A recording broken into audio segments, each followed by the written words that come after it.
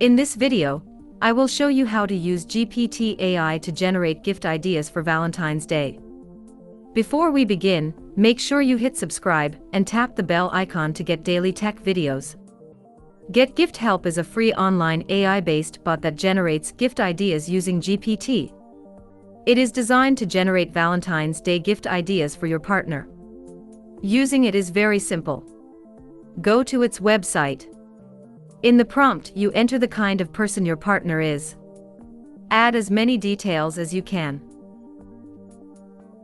Press enter and then it will take a few seconds and will generate the gift ideas. It will list the gift items from Amazon. You can follow the corresponding links to buy them.